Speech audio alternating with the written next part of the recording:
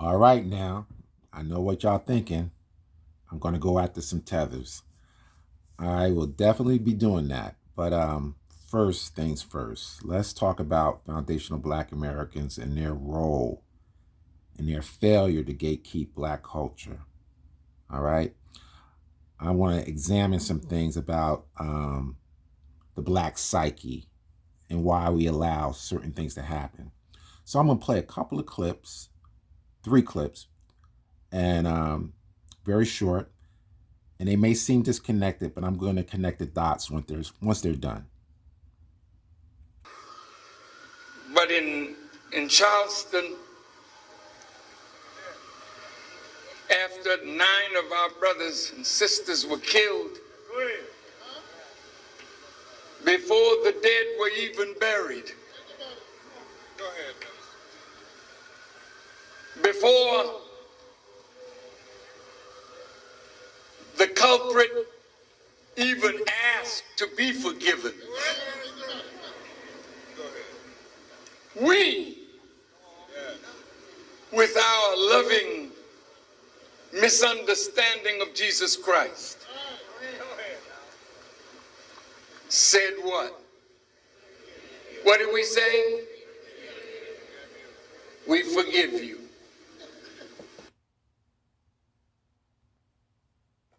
Inside Washington's Museum of the Bible, a single volume that is like no other. The so-called Slave Bible. Remarkable not for what's in it, but for what's not. So about 90% of the Old Testament's been removed and about 50% of the New Testament's been removed. To put it another way, a normal King James Version has 1,189 chapters in it. The Slave Bible has only 232. Missing are chapters and verses that might have encouraged uprisings. Book of Exodus, redacted. No story of Moses demanding Pharaoh, let my people go. Gone is Galatians, and the verse, there is neither bond nor free, for ye are all one in Christ Jesus. And no Jeremiah, woe unto him that useth his neighbor's service without wages. What they've left in are verses such as Ephesians 6:5, which is the famous verse, slaves, be obedient to your master. Looking at this Bible, it's hard to tell that anything's been taken out of it. That's correct. I mean, it looks like a normal book. For many enslaved Africans, this would have been the first time they were exposed to the Bible. And out of Africa came the modern humans, and the word the geneticist uses, admixed. They admixed with the Neanderthals. And they all used to live in caves in those days like this. Came out of Africa, admixed with the Neanderthals. This was Neanderthal territory. There was another group of Neanderthal-like creatures called the Denisovans. They lived up here in Siberia, and they have their genome has been sequenced. They were distinct from the Neanderthals. And so you can find in people of European and Asian ancestry evidence of about 7%, 5 to 10% of your genome is common with that of Neanderthals. We've been separated from them for 30,000 years or so. And in some of the tribes in Papua New Guinea and those islands out there, there's evidence for a different kind of genome, which is probably the Denisovan genome. And they might have 7% Neanderthal and 5% Denisovan. So they might be 12 or 15% different from us. And in fact, the Africans who came out from Africa have no evidence of any Neanderthal genes in them. No evidence of admixture. So they're the real pure humans. Homo sapiens. Now you may wonder, why would I play those 3 clips? I have to try to explain why Black people are the way they are, why they seem to be so giving and accepting. And from a scientific point of view, maybe it has something to do with the fact that Africans are the pure human. And maybe by being a pure human comes those kind of traits.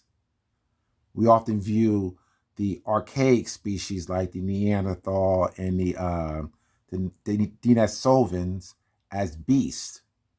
And maybe that particular archaic genome is what gives these other cultures maybe that ability not to be as compassionate. It's a theory, but something must explain why blacks seem to be more accepting and welcoming. Now, that's just my opinion. Now, from a psychological point of view, if we look at religion and the impact that religion has had on Black Americans, it seems as if we're the only ones that went to Sunday school. Do unto others as you would want them to do unto you is what we tend to practice. Other groups don't practice that. So in the spirit of inclusivity, which Black people seems to be always involved with, this is how we allow other groups to come in and set up shop in our spaces. And as a result, now we have to fight and argue and debate about things that are of our culture, but they're claiming it as if it's part of their culture. And that's our fault that we came to this place. This spirit of inclusion is, you can find that in most aspects of Black culture. Let's look at the federal government, and let's look at the Congressional Black Caucus and their mission statement, and you see what I'm talking about. Since its establishment in 1971, members of the Congressional Black Caucus have joined together to empower America's neglected citizens, not Black citizens, but neglected citizens, and to address their legislative concerns. For more than 40 years, the Congressional Black Caucus has consistently been the voice of people of color, not just Black people, and of vulnerable communities in Congress that has been committed to utilizing the full constitutional power, statutory authority, and financial resources of the government of the United States of America to ensure that everyone in the United States has an opportunity to achieve their version of the American dream. Now let's look at the Congressional Hispanic Caucus and their mission statement. The Congressional Hispanic Caucus addresses national and international issues and craft policies impact the Hispanic community. The function of the caucus is to serve as a forum for the Hispanic members of Congress to coalesce around a collection of legislative agenda. The caucus is dedicated to voicing and advancing through the legislative process issues affecting Hispanics in the United States, Puerto Rico, and the Commonwealth of the Northern Mariana Islands. Okay, let's look at the Congressional Asian Pacific American Caucus. The Congressional Asian Pacific American Caucus is comprised of members of Congress of Asian and Pacific Islander descent and members who have a strong dedication to promoting the well-being of the Asian American and Pacific Islander community. Currently chaired by Congresswoman Judy Chu, CAPAC has been addressing the needs of the AAPI community in all areas of American life since it was founded in 1994. CAPAC is a nonpartisan and bicameral to ensure that legislation is passed by the United States Congress to the greatest extent possible, provide for the full participation of Asian Americans and Pacific Islanders, and reflect the concerns and needs of the Asian American and Pacific Islander communities. So as you can see, these other groups, caucuses, really only care about themselves. It's only Black people that care about everybody else. The Congressional Black Caucus don't represent Black Americans. It represents everybody. So what does that mean? Black people don't benefit from it. That's what that means. Now, what I'm trying to do is just highlight certain areas where Black people are in certain capacities. And you see the mindset is similar. Always wanting to help everybody instead of focusing on their own community. NAACP has become the latest organization to sue Donald Trump over his choice to end the Deferred Action for Childhood Arrivals program known as DACA. It is also suing U.S. Attorney General Jeff Sessions and others in the Trump administration on behalf of people of color eligible for DACA. Yesterday in New York, several elected leaders were among 10 people arrested outside of Trump Tower. They were protesting Trump's decision to end the program, protecting immigrants who arrived in the U.S. illegally as children from being deported. The NAACP notes that more than 80% of DACA recipients are Mexican, and more than 50,000 others who are eligible for DACA have African and Caribbean origins. Joining us right now is Derek Johnson, interim president and CEO of the NAACP. Now, I'm not going to play it. Here he is, an African American on the behalf of the NAACP is suing the Trump administration to allow illegal people to stay in the country. Now, I understand it's DACA, but nevertheless, 80% of DACA recipients are Mexican. What is he doing representing or suing on the behalf of all these Mexicans just because there's maybe 12% of African ancestry? He would rather fight for these Mexicans while denying his own community, because people like him also are for illegal immigration, even though they know that it hurts Black communities. So these Black organizations don't work for Black people. Let's go on. I could literally cite more incidents where Black people are ignoring their own and working on the behalf of others. Now let me shift gears, because I now want to really talk about some tethers. All right. I don't know if you guys are aware, but a recent poll or a particular what do you call it? Not investigation. What they would call those things? A study. Anyway, they found that India ranks near the top of the most racist countries in the world, and yet they love hip hop. Explain that to me. Check this out. तो आ रहा है hip hop India. हाँ, गलियों से निकले बड़े सपने लेके आंखों में जब दुनिया सोती अपनी चलती प्रैक्टिस है रातों में मैं कलाकार रिप्रेजेंट करता कला को पूरे होल्ड से मैं ला दूं बस आ जाए इन लाखों में। दुनिया कहती रहती कि मैं ना हूँ किसी काम का, पर हीरे की पहचान तो बस जौहरी पहचानता। शोर कितना की फटेगा पर्दा तेरे कान का, सारे सुने जब बोलेगा हिप हॉप हिंदुस्तान का। पीछे नहीं हटूंगा जब पार्ट डू और डाई की, पहले था फर्स्ट कॉपी अब पहनूं ओजी नाई की, और जीतने को दुनिया पहले खुद से ही लड़ाई की। तू आजा बैटल में माथे पे लिख दूंगा राइफी, पैर नहीं रुकेंगे चाहे पड़े ओ 20 छाले छाले छाले छाले। स्टेज पे आ चुके हैं देखो लड़के स्ट्रीट वाले, जीतने से पहले थोड़ा हार से भी सीख साले साले साले।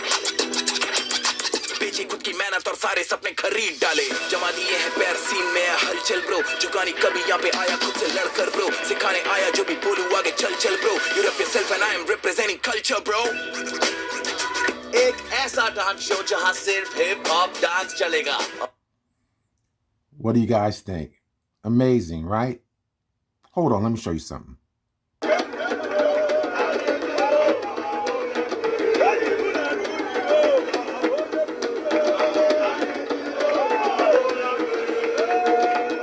We have more than 5 lakhs Indians living in Africa, and they are living in peace. We are not disturbing them. I don't think if the Indian government should allow your people to disturb us, whether it is pure, I don't think it's wise enough.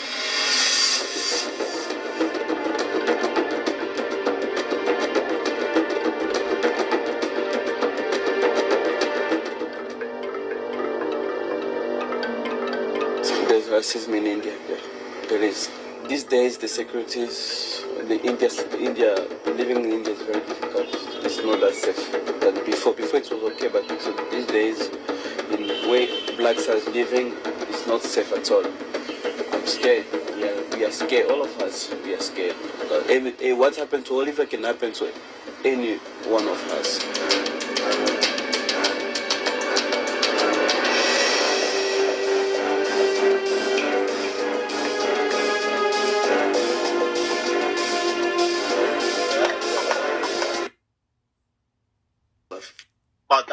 racism that most Indian people have towards black people. Bruh, are you listening to yourself? Have you ever went into like an Indian person's car and went through their playlist of music that they listen to? They listen to more black people's music than their own cultural music. Now you tell me, how the hell are we racist? Please tell me. You want to... Now, he can't be serious. Is he trying to tell me because he listens to black music, he can't be racist? Is he serious? Everybody likes black music. But we know all these other cultures, the Latino culture, the Asian culture, the white culture, European culture, they all don't like black people, but they love our music. That's just like saying I have some black friends, so I can't be racist. This guy can't be serious. Let's go.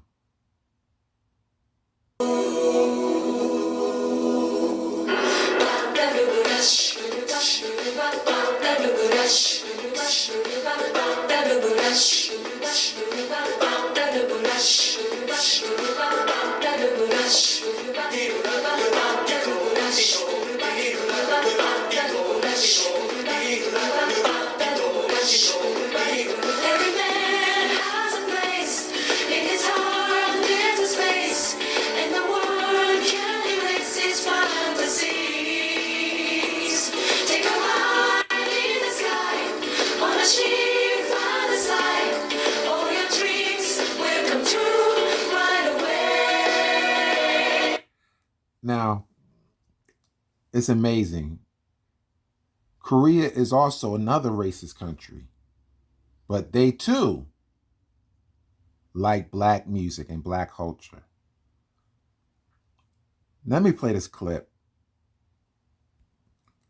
Now, we all know K-pop is very popular, and it's a popular thing in Korea. And we all know where it comes from. It comes from basically black culture, you know, hip hop, funk and soul and pop, you know, done in a Korean style, right? So here they get part of their musical culture from us, but they sling the N-word and make derogatory comments about black Americans or black people. Now, I want you to listen to this. This group is called BTS. I don't know what it stands for, but I'm gonna play it a couple times in case you don't hear it, because it kind of comes in kind of fast. All right, but they're gonna use the N-word.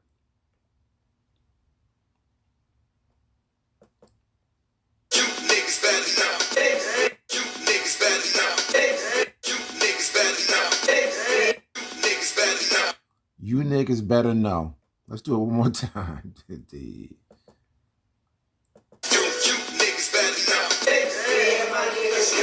When I first saw V and J-Hope, I couldn't see them because they were too black. So, yeah, when the nights get dark, I couldn't find them. Now, listen to the laughter. I don't know who this guy is. I don't know. He might be African for all I know. But listen to the anti-blackness. But they love black culture. You see where I'm going with this theme of this particular video. I'm trying to get you guys to understand that just because people take part in your culture, it don't mean they like you. And we can't be supporting people that don't like us. Now, I'm sure you guys seen this video on YouTube. It's kind of like a viral video of these Chinese dancers dancing to a James Brown song. And, you know, what bothers me is that we got gullible black people say, oh, you know, they sound, they look great. They dance great. They got so much soul. Listen, wake up, black folks. These people don't like you. They don't. You have to stop supporting people that don't like you. Okay, there are the offensive pictures. So guys, this is These photos of African men paired with photos of animals were exhibited in a show called This is Africa. It took place in early October in a museum in Wuhan in eastern China. Some visitors were shocked by these images, including our observer Frank, who is from Ivory Coast and lives in Wuhan. There were photos of men, black men, juxtaposed with animals. The expressions on their faces were similar to the expressions of the animals. Comparing a black man to an animal, that's very awkward. In fact, I think it's quite racist. Many people didn't feel like they could openly express their dismay due to the country we're in, which is a communist country where freedom of expression is not guaranteed. But many of us foreigners who live here signed a petition asking for the museum to apologize. The museum took down the 12 controversial photos. Why would they apologize? It's not in their nature. They see you as animals. Now, when I was in my early teens in the 70s, right? Kung Fu movies was huge back then, right? And because of this new phenomenon called martial arts in the inner cities, right? Everybody fell in love with Chinese and Japanese culture.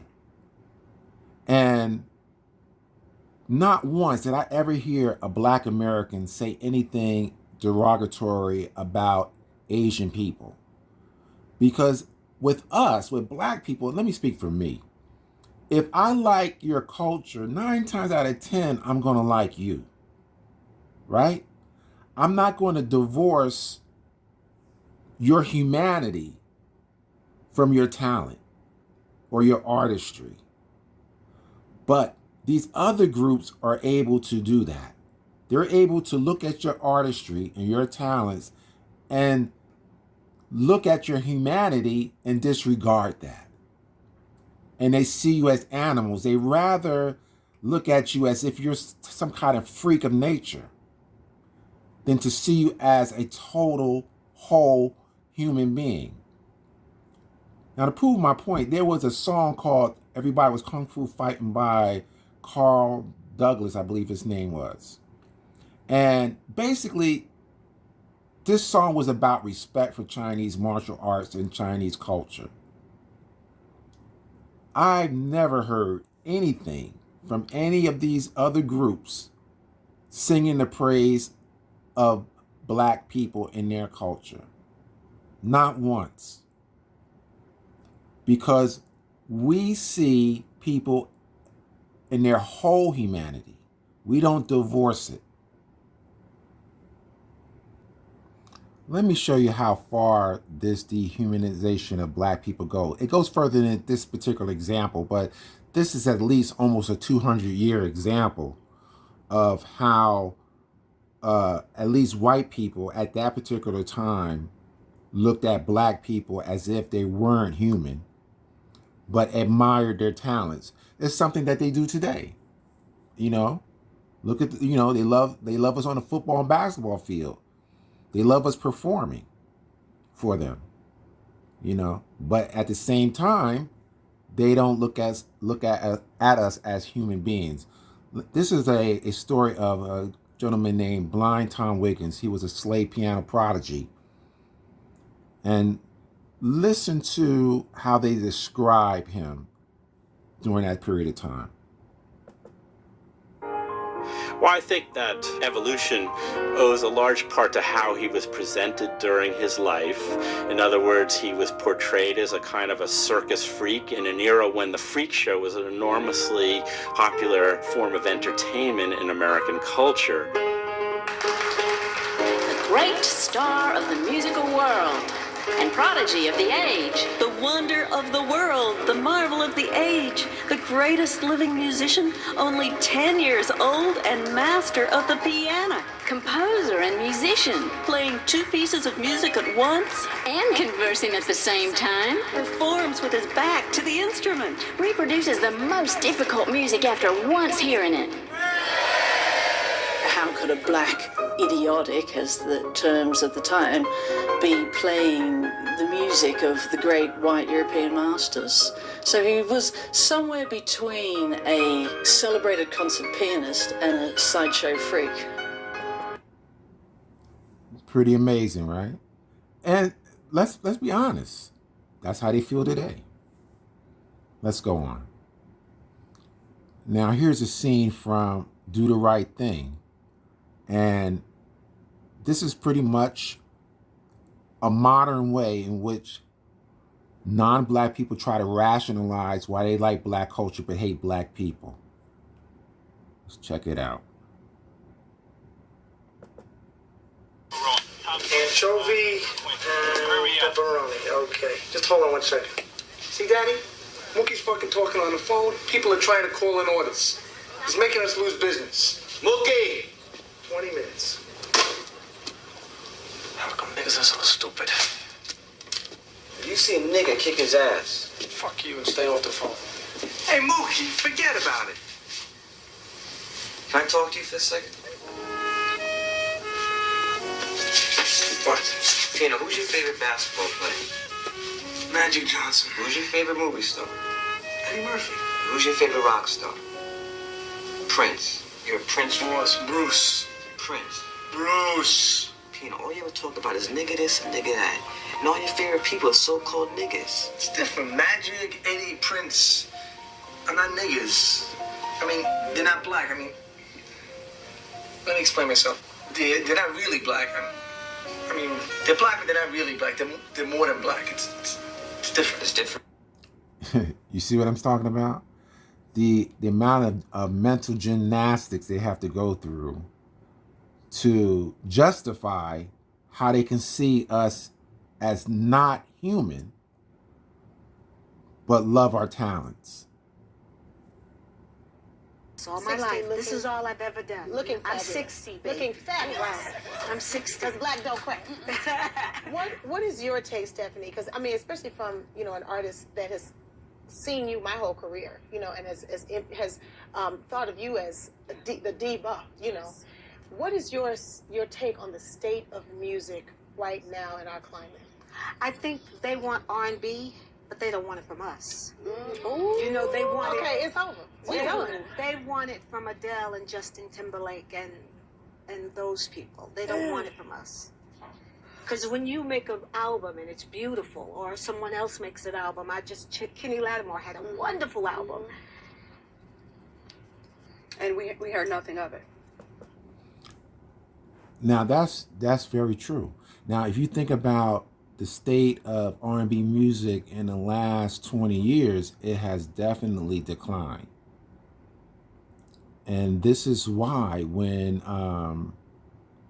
Silk Sonic came out and reintroduced the music world to 70s soul music, it was well received. Now, I know for a fact that if that was just a bunch of brothers trying to bring back soul music from the 70s or that flavor of the 70s, it wouldn't have happened. But because it was Bruno Mars and the fact that he wasn't black, that was the difference. So if soul music were to make a comeback, 9 times out of 10, it's going to be people like Adele, the Justin Timberlakes of the world, the Bruno Marses of the world, who are going to be singing the music, and we're going to be on the outside looking in, watching another group of people monetize off our culture. But black people had a role in that because guess what? Many of the writers are going to be black. Many of the vocal coaches are going to be black. So we're going to be, assisting them and replacing us. So we got to be aware what's coming down the road. We're going to be replaced, but there is time to stop it if we just get on cold. Now, when I see a picture like this, I say to myself, why? Why is Ariana Grande giving a spotlight to perform at Aretha Franklin's funeral? Why? There is no justification for that. This is the Queen of Soul. And it's not like you can't come, but certainly there are more deserving people of African descent who should be given that spot. But it's that spirit of inclusion that Black people have. When have you ever seen an African American hosting or performing on a Latino award show? Someone send me a link to it, because I've never seen it. So these are the things we do to, in a way, we kind of push the effort. We kind of aid the effort in our own demise. You guys remember that performance? Where J-Lo was given the honor of performing with Smokey Robinson during the Motown tribute at the Grammys. I forget what year it was. And there was a lot of blowback because, again, there were more deserving Black people that should have been able to do that. But you had Smokey Robinson, you know, one of her biggest supporters and defenders, you know, talking some, although he's not a tether, but he's talking some tether babble. Jennifer Lopez is doing the Motown tribute. Doing it with her. You are doing it with her. Yes, I am. So why is everyone upset that Jennifer Lopez is doing it?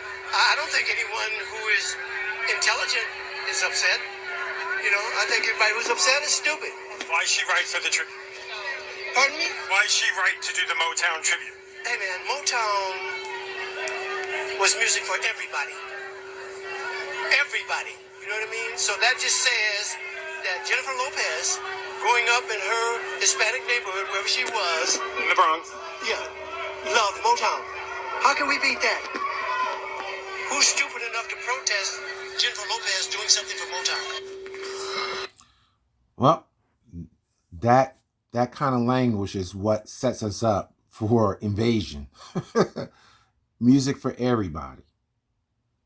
Now, I heard him in an interview talking about Motown broke racial barriers. See, people like him are confused. And I respect Smokey Robinson, but he's confused. Music, as far as I'm concerned, has not broken down racial barriers. Because these other races have already demonstrated they can like your music and still segregate you, redline against you, do all kind of, put you in jail. They could do, you know, put drugs in your community. They could do all those things to you, but still love your music. Let's talk about, let's say, like even the Cotton Club back in the day. You know, white people love jazz. Did it break any racial barriers because of that? Absolutely not. Black people couldn't come in the Cotton Club and sit down and have some dinner and some drinks. They were just the performers. So this false notion that somehow music is some type of thing that will break down racial barriers is not proven at all. So if that's the reason why you allow people in your space, then you're sadly misguided. I've never seen any evidence where music has broken down racial barriers. Listen, my message to foundational Black Americans is simple. We have to gatekeep our culture. Time is running out. If we don't start gatekeeping our culture, we're going to be on the outside looking in. We will be replaced. We have time. We could prevent this from happening. But the only way it can happen if we stay on code. The reason why we have this hip hop controversy, and the reason why many of us are making videos and making comments on other people's videos, trying to argue the fact that this is a Black American creation, it's ridiculous that we have to even do that. But that's our fault. So let's correct the record. We could do better. Let's correct the record. Let's continue to bring the receipts in. We cannot allow groups to come in our culture because we're too kind, and then later on, years to come, years down the road, say, oh, it's their creation. That's because we didn't gatekeep our culture. All right, listen. If this is the first time you stumbled on my channel, welcome. I'm just hoping that, I just want to do my part. And there's so much more I want to say. So if you're interested in what I have to say, please, I invite you to subscribe. I would love to have you. After viewing this video, please hit the like button, because that's the only way more people will get this message. I think it's important. All right? So do me that favor. Hit that like button. Again, if you haven't subscribed, please do. I want to thank my subscribers for taking the time to watch this video and supporting me. I appreciate it. I appreciate my enemies who go after me, because that makes me stronger, and that makes me know that I'm doing the right thing. So it's all good. You don't get into this thing unless you're willing to take some daggers. So it's all good. All right? So until the next time, peace.